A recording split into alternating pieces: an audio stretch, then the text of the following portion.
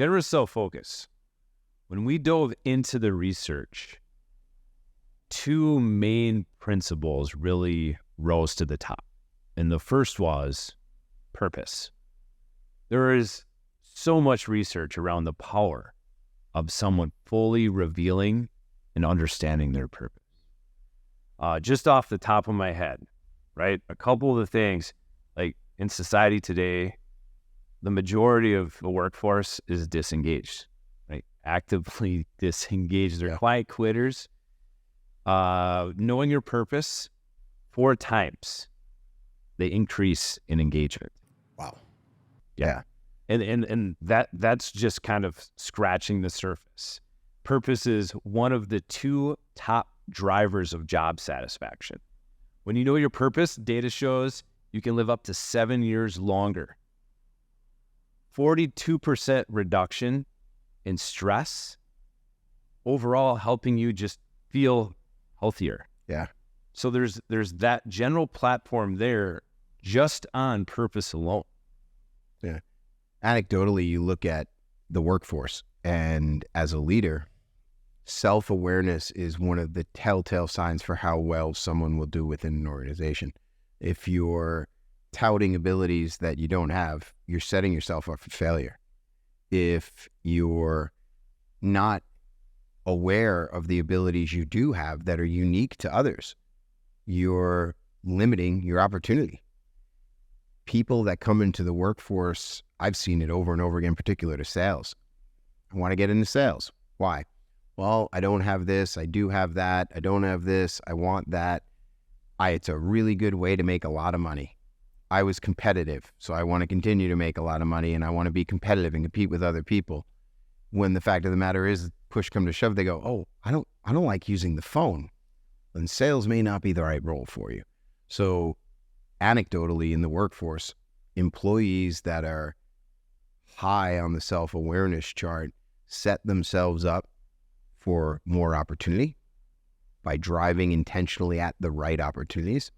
They set themselves up for less failure by mitigating the risk of getting involved or over the skis on something they're just not good at. And they tend to drive better results overall within the company because they are moving people towards what values they have that they know, versus the others that are coming in with a less self-awareness and maybe setting themselves up for disaster just by getting into the wrong position completely. Yeah, let's pause for a second. Let's just talk about self-awareness.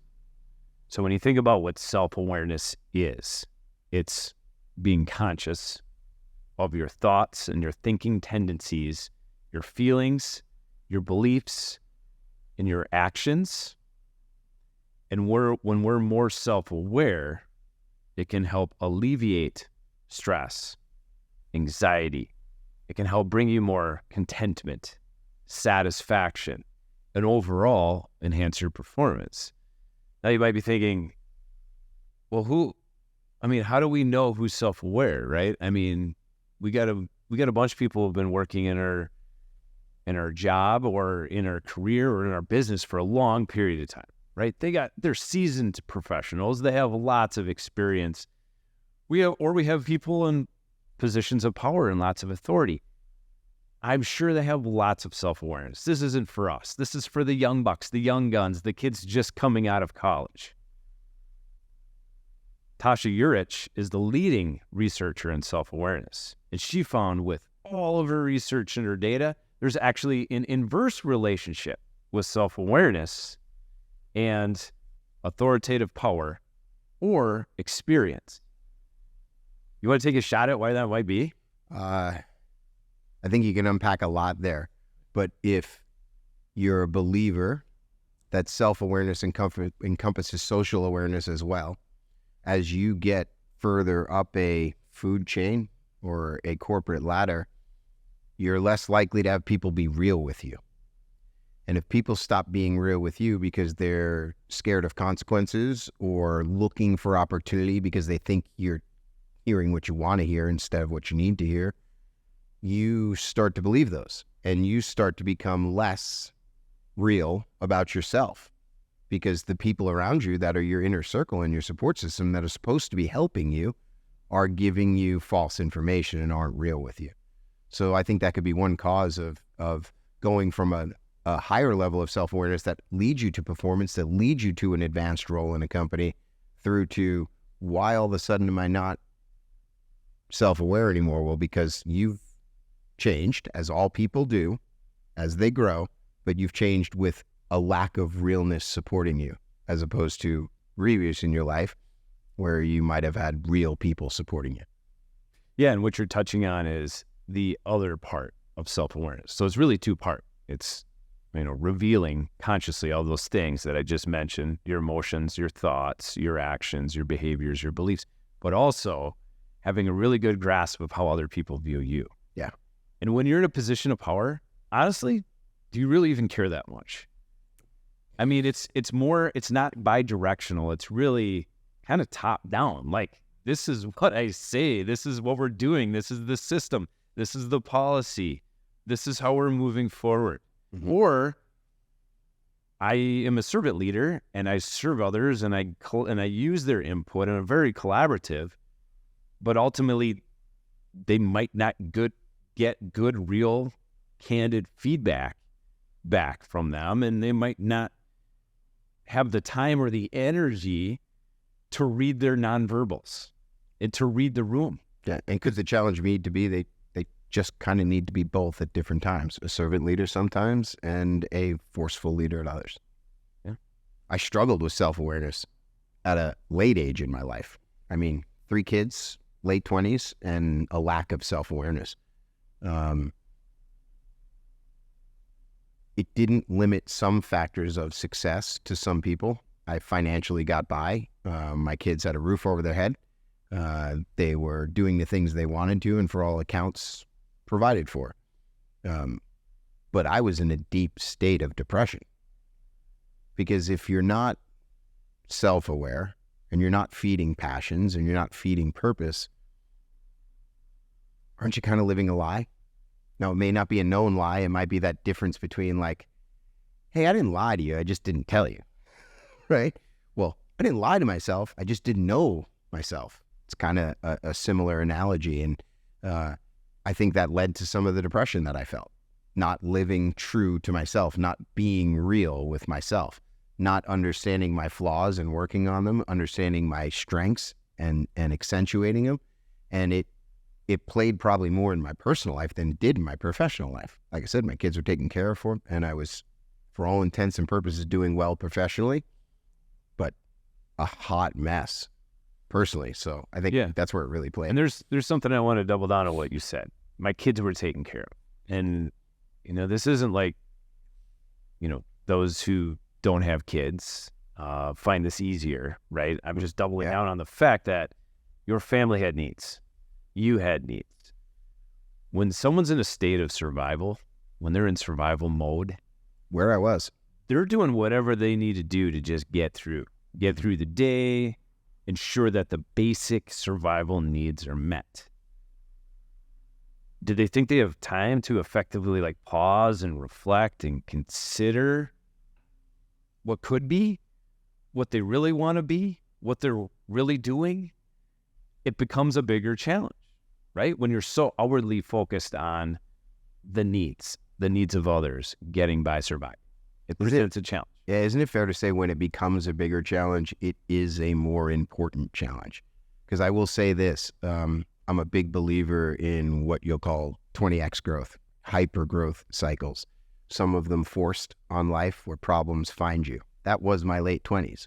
Some of them uncovered in life by seeking out new opportunities and challenges to overcome. In my 20s, I was in survival mode. Make no mistake about it. And it forced me, and maybe this is what you're bringing up, and maybe this is where I got lucky, it forced me to have to think forward, to have to visualize the life I wanted, and then to have to figure out where was I really? Get real with myself, not, oh, my kids are fine, I can do anything I want with them. Well, yeah, you're sitting here crying yourself to sleep on a Friday night though, right? So getting real with myself and visualizing the future is what led me to wanting to make action and take action. So I think it's that dichotomy. It gets harder when you're in survival mode, but it's more important when you're in survival mode. Is that fair? Oh, absolutely. Yeah, you're definitely onto something there. And another thing too, I mean, in the U.S. and globally, we're witnessing something they've coined the great realignment, you know? And there's other phrases for it, right? But basically we're talking about retention challenges, right? And so many employees are going into a business and saying, this isn't the right fit for me, right? And after 3 or 4 businesses, at what point does an individual look at the common factor? Yeah, look at the common factor and just think to themselves, right, like, is the problem or the challenge these other companies and the fact that they're just not the right fit for you? Or is it you're just not sure truly what the right fit is?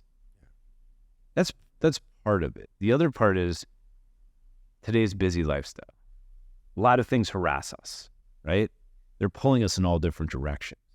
We feel like we're in a constant state of tug of war with the daily obligations, with social media, with, our phones always like dinging notifications, and there's obligations regarding messages and texts and emails. Don't get me started on emails. But there's like everyone's essentially battling for your time and your focus and your energy. So if you're not hyper-focused on yourself, and a lot of people that feel selfish, right? But if you don't intentionally create the space, pause, to reflect, then that harassment will eat you up and totally consume you. Yep. And that's why people feel like their life is out of control. And what happens when you feel like your life is out of control? You usually stop acting in anything, right? You just stop doing. Yeah, you go into autopilot, auto drive, zombie mode. Yep. Right? And you're not truly engaged, and you kind of just flow through life. And then like, holy crap, 10, 20 years later, you pause and you reflect, maybe because life's dynamic and there was something presented to you and it was a job change or a major life milestone. And you reflect and you say, how did I get to this point? Generally speaking, it's your own fault. In a good way or a bad way. It's your own fault. You've achieved what you wanted to because you were intentional about it, or it's your own fault. You are where you are that you're not wanting to be because you weren't intentional about it. I've heard someone say it's really about life management. There was a series of decisions that we need to make every single day. Mm-hmm. And if you're not self-aware, then people are pulling on your strings and you feel like you lose control and you're not truly in control of your life. It creates more stress and anxiety. Yeah. So really, there's all kinds of research to show that way, way, way upstream in mental health challenges is lack of self-awareness. So the other key focal point for self-awareness is core values. Those things that we want to stand up and fight for. What's truly important to us. And the way to view those basically they're the guardrails, right? For our actions and for our behaviors and the way we show up in the world. The way we show up when no one's looking, the way we show up when we're with others, at work and outside of work, at home, in the community. And so really it's about truly realizing what our beliefs are, what's going on up here, what do we hold so strongly? Those are our core values. Some people say they're the non-essentials. Mm-hmm. But showing up is all about performance. Yeah. And we use the term show up because it's basically all of those different ways to show up. It's how are we thinking? How are we acting? How are we behaving? What are we feeling? What are we saying? What are we hearing? It's all of our senses. It's the whole human presence. Yeah. How are we showing up? That's part of performing. And those core values are the guardrails. And our purpose is the North Star. Yeah, I think it's important to recognize how big a concept showing up is. In the workforce, again, applying it to the qualitative stuff that you see with employees, anecdotal information. It's one thing to be an individual contributor. and be a salesperson, be a customer success person, be a customer support rep, be an accountant, anywhere in a business. And there's always that, be your best that you can be on that day. And it's not always the same because we all have different levels every day, right? But be the best you can be that day.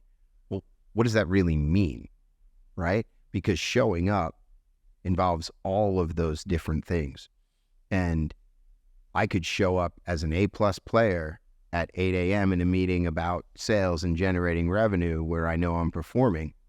And I could show up as a C- player in the accounting meeting at 2 p.m. where I know they're going to talk about churn because my sales reps aren't selling good deals. They're selling deals that churn out the door the next day. There are so many aspects to showing up. I believe one of those hidden things behind the scenes that's hard to focus on that really performant people do is they understand that showing up is not just about yourself. It's about the person you're across from. It's about, if I let my bad day multiply to that person, how many people may they put it down? It's the anti-give back, right? I'm not buying you your coffee because you're the next person in line. I'm actually going, yeah, can you charge the person behind me? That's a really hard concept, and it happens all the time in the workplace because people don't understand that showing up has to involve more than just you. It's a big part of it, a big component of it, and you have to have the skill set to be able to overcome hard challenges in your life. But when you show up, you have to show up for the person across from you as well, because that might impact 5, 6 people downstream. Yeah, when you think about showing up, a lot of times I think, well, it's a self-responsibility. And truly what you're saying, it's a social responsibility. Because how you show up, every single micro moment, every single action, the nonverbals. I mean, it's stressful to hear that everything you say and all the nonverbals and everything you do influences others. When you think about it that way, it's like, holy cow, now I got to be cognizant and conscious of everything. And it does probably feel overwhelming at first, but you can develop those habits, right? You can. And then it doesn't feel like it's as much work because you just turn it on, and it's the way you are. You adjust the way you are, the way you conduct your lifestyle, the way you conduct your behaviors. Showing up to the first day of school is a lot easier or a lot harder than showing up to the last day of school. Same with first day work. Yep.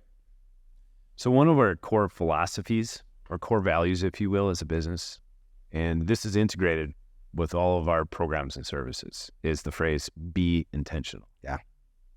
What does that mean to you? I think it's one of the most important core values we had, and it's one I pushed hard for. Yeah. In fact, it means the world to me because I spent too much time not being intentional. I do it in relationships too often nowadays, and I try to catch myself. So what does it mean to me? When you're intentional about your actions, it means that you've not only thought about why you want to go do something, you've thought about what you want to have come out of what you're going to go do, and you've also thought, more importantly, about why you want what will come out of it, because it leads upstream to that purpose. Yeah. There are passions I have. I like TV. I watch shows. Most of the shows I watch do not fulfill my purpose in any way, shape, or form. Some do. Okay? That is not intentional engagement. Now, I might intentionally disengage, and that is something that I do and that I will continue to do in my life. Intentionally disengage to recharge. That fills my bucket. But intentional engagement should fill your bucket too. Now, some engagement you have to have, which is intentional, may drain your bucket, right? But if you're engaged and you are focused on activities that move the needle on your purpose, and if you're moving the needle on your purpose, generally speaking, it should be filling your bucket. So I believe intentionality comes in a lot of different things. It's making sure you're doing activities that move the needle towards your purpose. And last, the gut check is this. Did you get to do something, or did you have to do something? And if you got to do something, it's probably intentional. If you had to do it, it probably wasn't. Yeah, I love that. Let's unpack that a little bit. So it's situational. Like how you apply intentionality is situational. So the very first thing you need to establish is you need to be mindfully present. Mm. Where am I? What is the context? What is the environment? Who am I around? Obviously, we talked about purpose and passion, and you need to be clear about what's meaningful to you, and then be intentional around those things, right? So there's the context, you're being mindfully present, and then what you just talked about was we get to do something versus we're forced to do something. That's a little bit about like gratitude, right? And being optimistic. There's some positive psychology woven into that, right? And then lastly, beliefs. How do you feel strongly and confident in yourself so that you can be very intentional? Yeah. Right? And I feel like when you pull those four things together, that's where real transformation happens, right? Yeah, I think you hit it right on the head. And what I look back at most is when I'm intentional about my activities, when I'm getting to do something, I'm growing. I may find challenges, but I get to overcome them. And I'm doing it with the support system, I'm doing it on my own terms. When I'm disengaged and unintentional in actions, problems find me because adversity is coming regardless. So the intentionality to me, what it really breeds is mindset. Yeah. If I am being intentional, I'm generally in a growth mindset. And if I'm being unintentional, I'm probably in a victim or a survival mindset. Yeah, and what I'm hearing you say is there's deliberate practice in alignment with some target you have for growth and development, right? Yeah, without a doubt. I'm going to actually, I love this, right? Busy, right? You and I talk about all the time the answer of, how you doing? Busy. How you doing? Busy. And I've always said to you, and my kids just started to use this, right? It's 24 hours in a day. You tell me you're too busy to do something, you just told me it wasn't a priority. Everybody has the same 24 hours. So where do you sit on busy?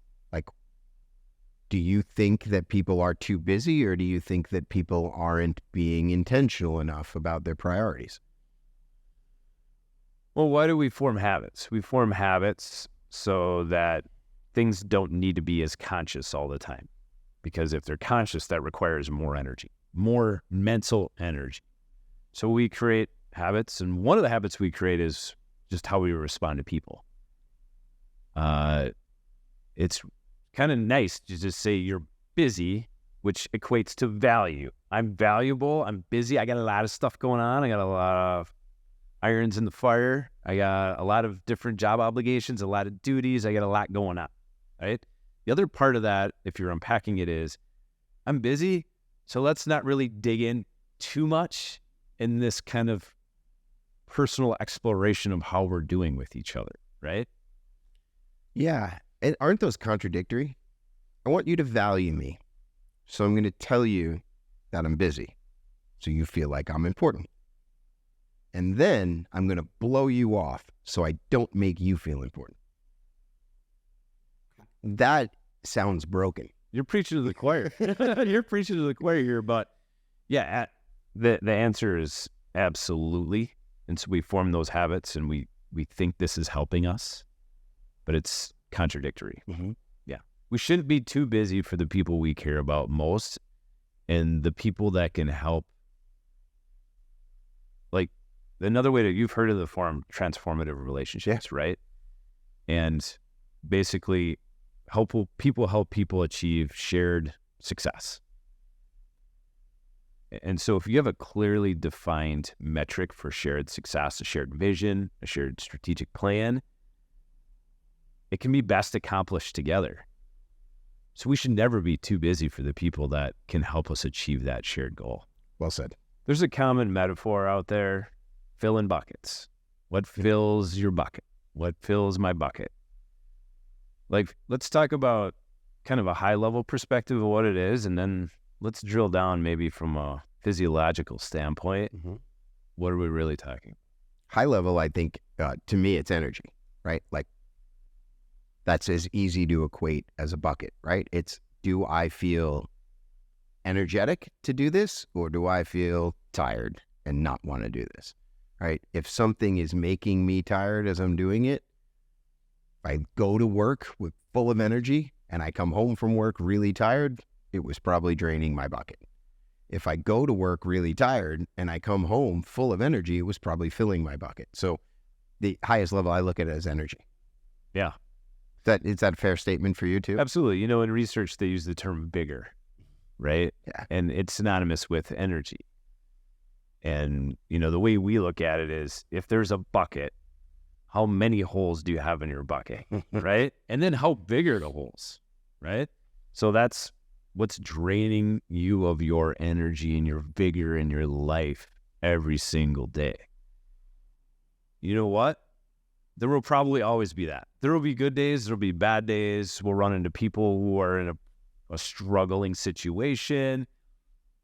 They'll be relying on you to help fill their bucket, and it may drain your bucket, but helping them may fill your bucket. But the point is, there'll be days where you'll have a depleted bucket. You'll feel exhausted. And that's what's contributing to today's society is people are saying they're experiencing burnout. Yeah. And part of that is, the mindset and the way they feel about work and purpose. So we covered those. But the other part of that is what's filling the bucket. And right now, outside of work, Americans are spending 3.5 hours per day on smartphones and about 3.5 hours per day watching television. TikTok doesn't fill your bucket? You may think it does, but it comes down to being self-aware and basic physiology. Yeah. What are the things that humans need to release the feel-good hormones, right? And then it comes down to health and well-being. Sleep fills buckets. Exercise fills buckets. Emotional social connection fills buckets. Social support fills buckets. But if we're not engaging socially, we're not outside, we're not near water, we're not exercising, and we're on our screens alone for long periods of time, we're not filling our buckets. So the very next day, we're going into a situation where our bucket's getting depleted, and we didn't start the day with a full bucket. Yeah. Now, there's other contributing factors to burnout, but that filling buckets analogy speaks really well to self-awareness and the work-home complex, the harmony, the relationship, right? Yeah. I think that's one of, the activity of cataloging what fills your bucket and what drains your bucket, I think is one of the most powerful things that anybody can do, and one of the most powerful exercises we do in our program. When done right. When done right. Yeah. Because what it leads to is an inventory of where you spend your time and the ability to start creating intentionality around what fills your bucket. Because I don't know about you, but I feel great when I work a 14-hour day on something that I love doing. And I feel horrible when I work for 4 minutes on something I hate doing. So that exercise, when done properly, when truly analyzing, this fills my bucket, and this exact same activity at this moment drains my bucket, right? I love cooking. Fills my bucket. Cooking in a really high, loud environment where I don't get to be a little solitude-ish drains my bucket, right? And then the food's not good. It's not made with love. So an example like that, cataloging that, I think is one of the most important exercises we do. Yeah, and I just mentioned the phrase that kind of teed you up, when done right. Mm-hmm. And from my perspective, if you are continuously journaling and reflecting on what is it about that activity that's really filling my bucket or depleting my bucket, it's pretty easy to say, my wife fills my bucket and leave it at that. Or my kids fill my bucket. And it's like, well, do they always? Yeah. I mean, or some people might say, man, my kids are a lot of work. They drain my bucket. So I think when done right, you really think about the key aspects of certain relationships or certain activities. And over time, you become more self-aware, right? Like when you're exercising, is it riding a bike, walking, running? Is it inside? Is it outside? Is it when I listen to music or don't listen to music? Is it when I run with someone else or don't run with someone else? If I run with someone else, who is it? Is one person tend to generally fill my bucket because I laugh more when I run? It's over time becoming truly honed in on those specific aspects that truly fill your bucket. Yeah. And life's dynamic. Different things fill your buckets over different periods of time, and it's related to what your needs are and what your activities are. So it's a practice that will get better with repetition if there's intentionality, right? Yeah. And if there's serious thought and focus around it. Yeah. Social connection is a huge part of my current growth cycle. I've grown to this point with a tight-knit circle, and I don't know that my tight-knit circle will expand much, but I haven't looked for or tried to grow middle or outer circles very much of my connections. And that's something I'm focused on now in my growth cycle. And I think the reason why I'm focused on it is because it's helping with the intentionality and the engagement I have with my inner circle. Because I don't have as many loose fit connections, sometimes I allow my inner connections to be less tight knit than they need to be. And that scares me, right? I want to be as equally valuable to my inner circle as they are to me. And I feel I need to expand my outer circles in order to get more socially conscious and engaged and understand how to be more intentional in my direct connection. Because the saying, it's not what you know, it's who you know. Holy cow, is that so true? And it's who you know that is going down the same intentional path you are, a similar intentional path you are, so that you can support each other. So, social connection to me is that it's that step that allows you to create the ability to overcome, the ability to hit adversity head on, the ability to matter to other people and for those other people to matter to you, which is critical to growth and performance. Yeah, spot on. I mean, let's just start with social connection is a basic human need. It is essential. I've heard some people say, well, it depends on personality type, meaning there's introverts and there's extroverts, and social connection is really not that important to introverts. But throughout human existence, in order to feel valuable, we need to feel like we're contributing, we're providing value to society, to a community, to something bigger, right? To feel truly a sense of mattering, like what I do matters. Like it's a little morbid, but when you think about when you're on your deathbed, it's like, did I live a life that was valuable? And there's a lot of different metrics for that.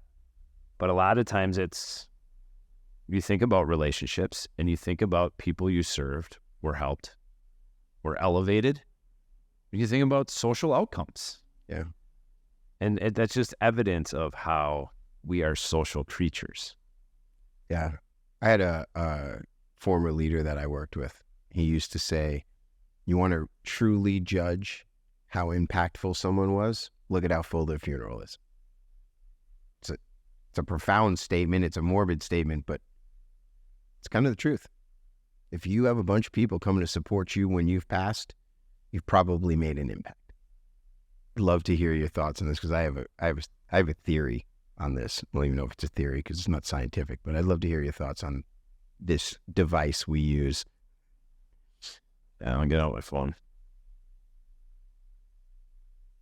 So these devices, right, they're a tool. They're a form of technology. I often ask participants in workshops and students alike, I say, if you were a caveman, how would you explain what this is? They think about it.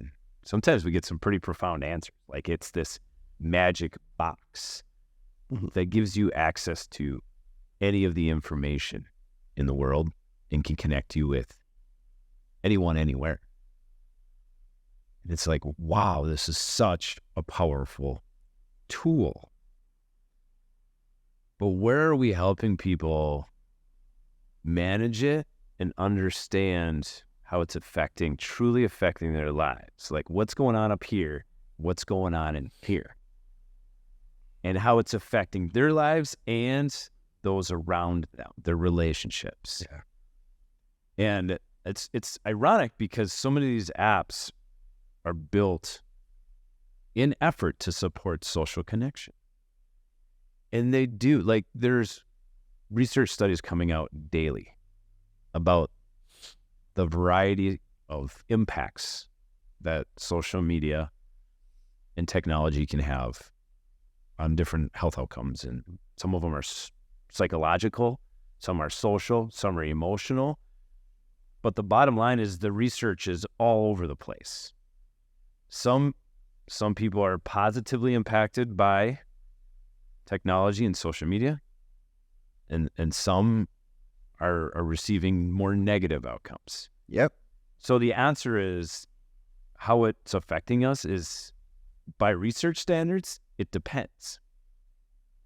And it really depends on how they're using the apps, right? For what purpose are they trying to achieve? The degree with which they're just mindlessly scrolling, and then self-awareness drives right at the heart of this. Yeah.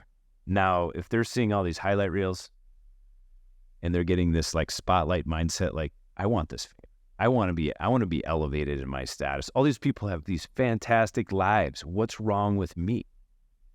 So what we train on and revitalize is becoming more self-aware of how you're using it, how it makes you think, and how it makes you feel. Yeah. And as you track different apps and different functions within the apps, you become more self-aware.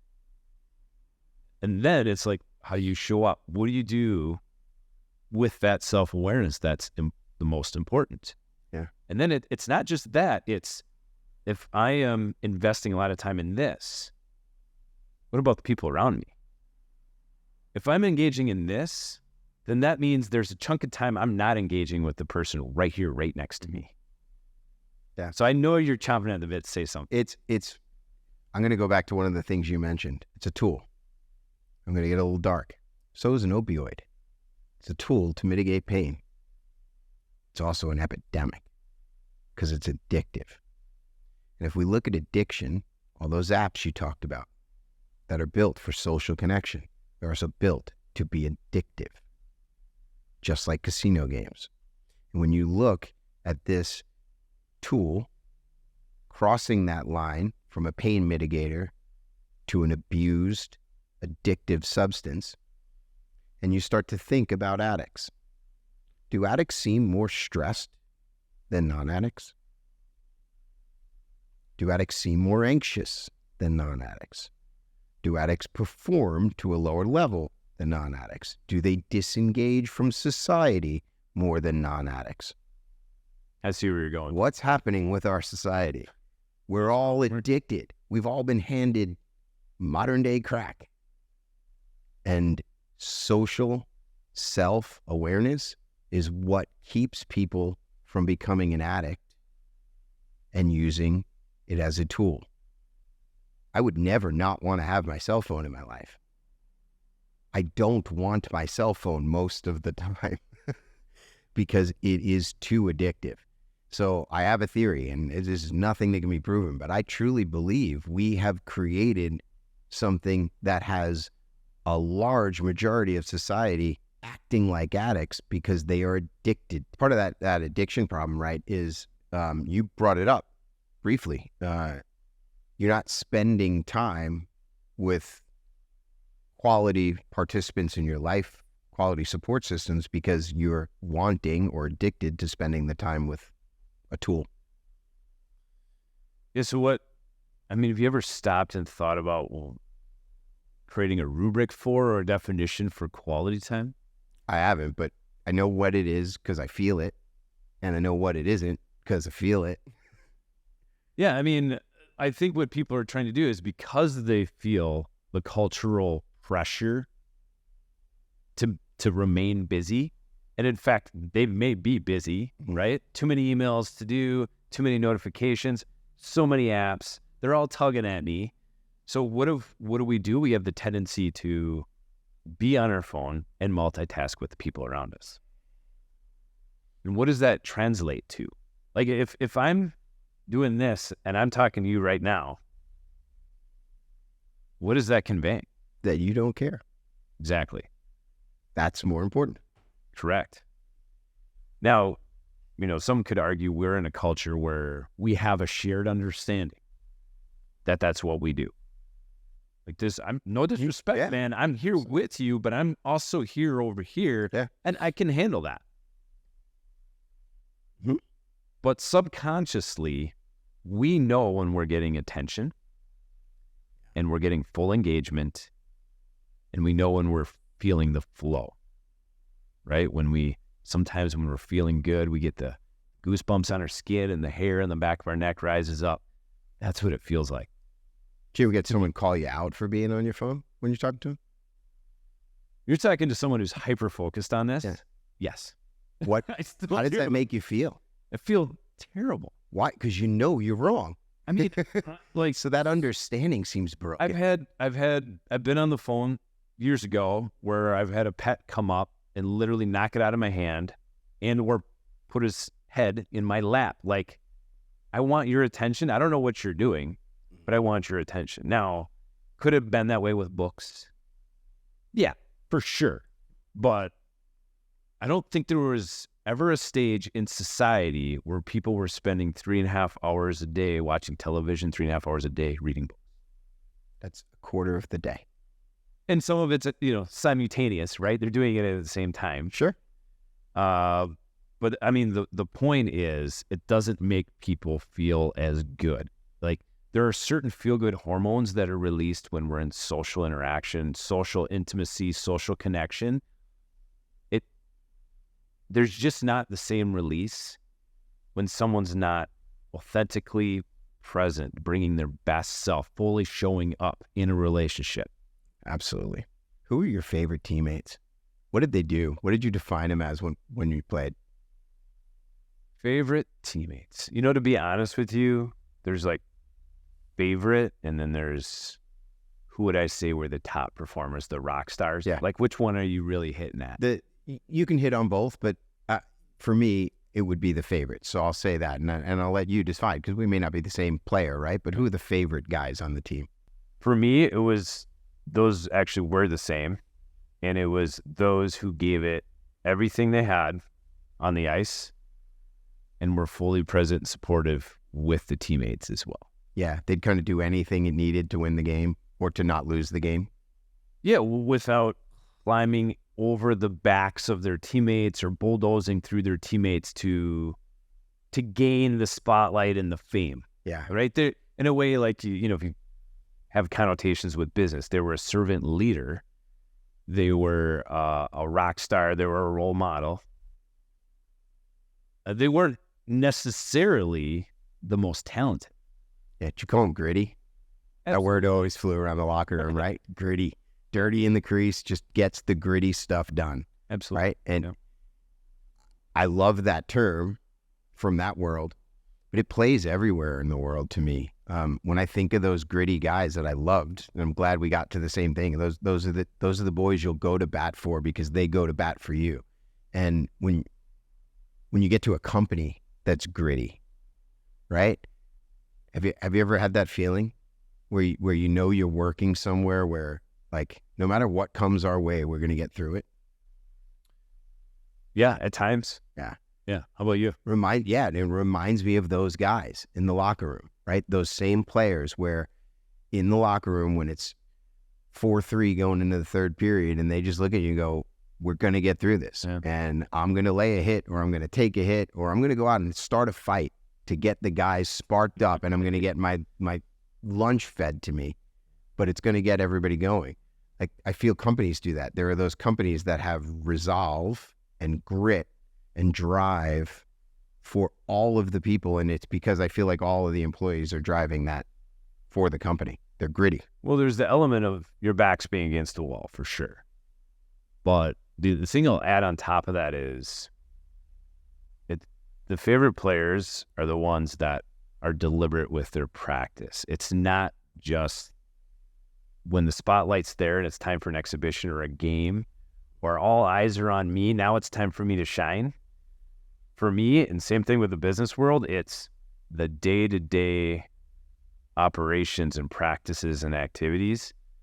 How can you role model being ultra intentional and deliberate about getting better and uplifting those around you and supporting them and empowering them so they can all be better, so that you're better together. Yeah. I mean, unless it's a business of one or a team of one, if it's a team, like multiple players, it's pretty hard to win if one player is growing and strong, getting stronger and achieving success. And it's not going to translate to team success unless that one person is finding a way to empower the rest of the team. Yep. To grow and develop together, right? So, you asked what qualities were some of my favorites. Mm-hmm. That's it. Those who empowered and supported each other, who worked hard every day in practice, served as a role model, and through supporting everyone else, achieved team success. So grit, I mean, the term's been around for a while. Yeah. But not everyone has a shared understanding of the connotation it may have to mindset or human performance. Yeah. Does it have a definition or is it just a word?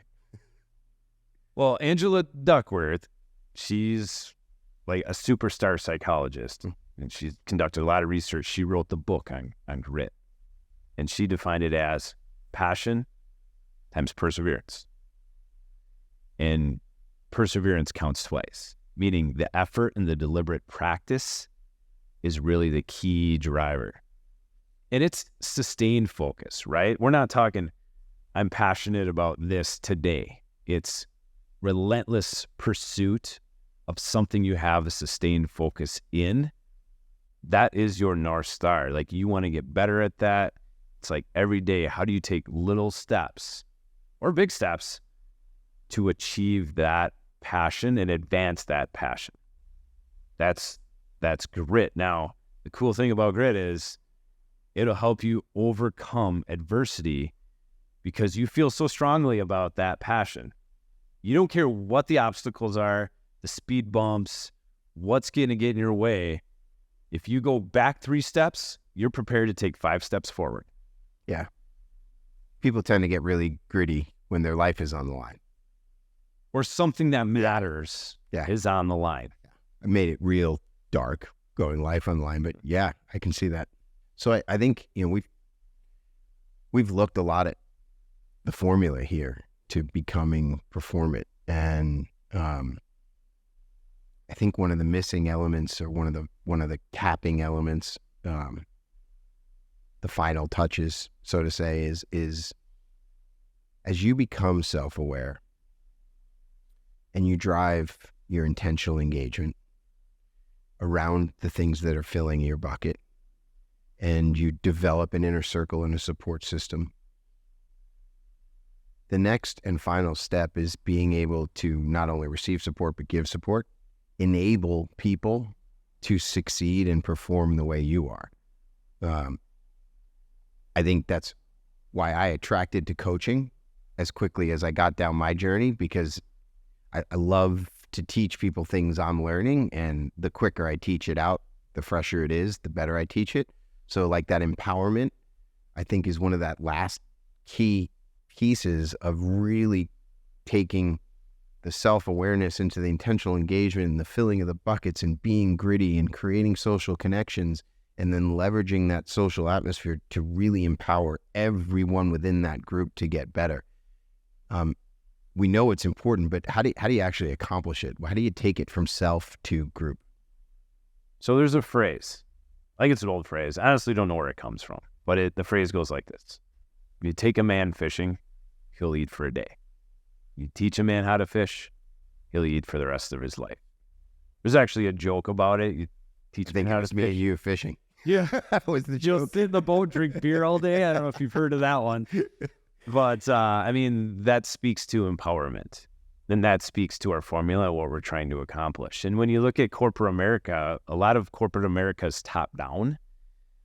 And with belt tightening, we've lost managers. And so managers are given this daunting responsibility of trying to lead or manage large teams.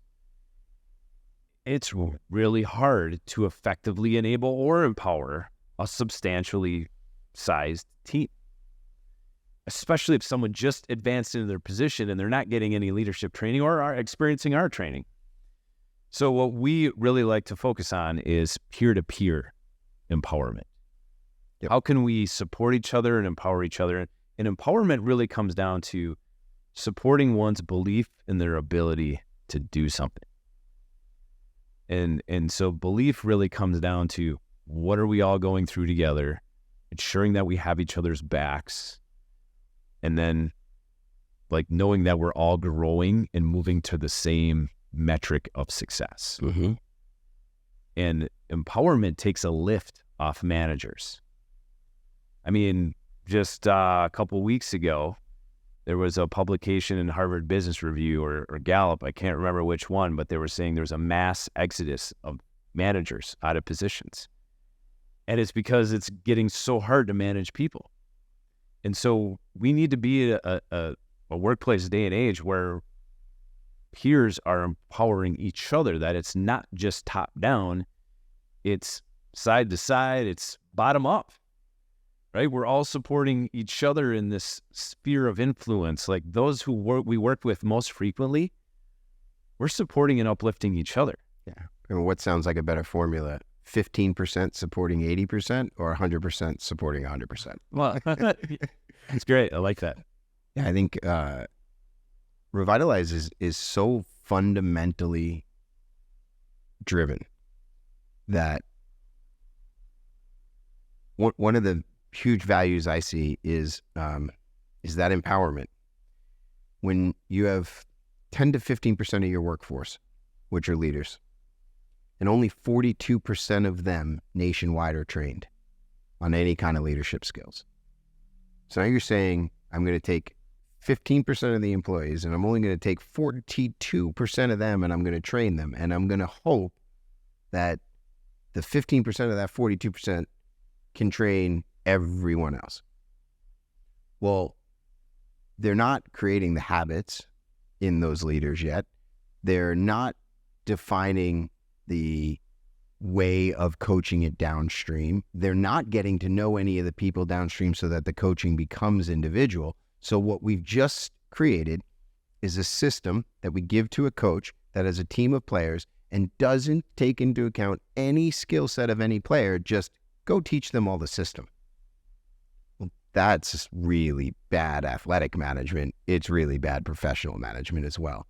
You have to coach to the individual. That's my belief anyway. And that's where we in our system can really differentiate. Teaching the individual to perform so that they support the whole team, so that the team supports the leader. Instead of one person trying to support 10, it's 10 supporting 11. It's 11 supporting 11. Yeah. So a lot of times in the business context, if you want to level up a leader, you send a leader to leadership training, to a conference. Here's a book. There's a series of opportunities to pursue to level one's performance and help that manager or leader support his or her or their team, right? The challenge with a lot of those is you take a leader out into this micro moment and they get hyper engaged and focused on their growth. And then they leave that moment, they come back to the daily grind. Now they're trying to force upon the rest of their team that same training, those same systems, the policies, whatever they learned, while everyone has their normal day-to-day duties. They're like, okay, man, I don't have your full engagement. Like, I'm not bought in the way you were bought in. Right now, this feels top down. This feels pressured. Mm-hmm. I'm just not there with you. And so many managers, I even hear this from school administrators. Their staff is not bought in the way they didn't hear the sales pitch. They weren't out looking for the strategy or the tool or the support mechanism. They were told this is what it is and this is what we have to do. So what I love about Revitalize is revitalizes the opportunity to get them all bought in, because the program focuses on all of them individually, but they're going through it together. So they're all under this full understanding that we're all trying to grow together in the same way to support each other. So we're focusing on ourselves, but with the generous perspective that we're also focusing on the team and the company. Yeah. So how does that, you think, fit to your experience of corporate America and what you've seen? Like, how many leaders are getting training, and how good is that training? And have you run into any data on that? Yeah, that would be disruptive, because when only 42% of leaders are trained and only 15% of a working force is leaders, you can see not enough people are getting training, not enough people are getting it often enough, not enough people are learning quickly enough how to train it down, and therefore you're limiting the support system. You're saying here's one person to support a team rather than here's a team to support each other. So really what you're doing in that system that you described is you're growing one individual bubble within the context of the whole company. There's individual bubbles all over the company, right? Yeah. You're growing one and hoping that one will somehow be through social contagion theory or something, that they'll be the biggest influencer of culture and everybody else. Well, I think you've hit on a great analogy there, right? So let's take the bubbles. Let's make the biggest bubble the company, and then let's put a sales bubble and a marketing bubble and an accounting bubble and a customer success bubble. And then there's probably a person that owns each one of those bubbles. And then there's probably a team within each one of those bubbles. Well, the common philosophy now is let's take the owner of each one of those smaller bubbles and let's make that owner bigger. But then those individual bubbles inside might stay the same. And now there's a vacuum. But if you focus on each individual bubble and each individual bubble gets bigger, does the bubble that surrounds those individual bubbles have to get bigger? And if those bubbles get bigger, doesn't the company bubble have to get bigger? So instead of focusing on, let's take the outer bubble and make it bigger and let's hope the inner bubbles keep up. No, force it outward. Force the inner bubbles to get bigger, and then the outer bubbles will expand, because the outer bubble is only a makeup of those inner bubbles. Well, this sounds like a pie in the sky kind of solution. Yeah, great. Throw everyone through the training at the exact same time. I mean, one of the challenges I can anticipate right away, and we've heard this from some of our customers, is you want all of our individual contributors and employees in a department or across the company to hit the pause button on work duties to participate in this training. Yes. Because, wrapping it up here, looking at it, it's this simple. 68% of employees are disengaged. There is a 21% performance increase in an actively engaged employee versus a disengaged employee. So yeah, you got an employee of a company of 100 people, you should get the 21% increase on everybody, not on the 15% of your leaders who are not going to impact the people doing the day-to-day job. It sounds like a substantial return on investment. Should be. It's your people. It's your biggest investment.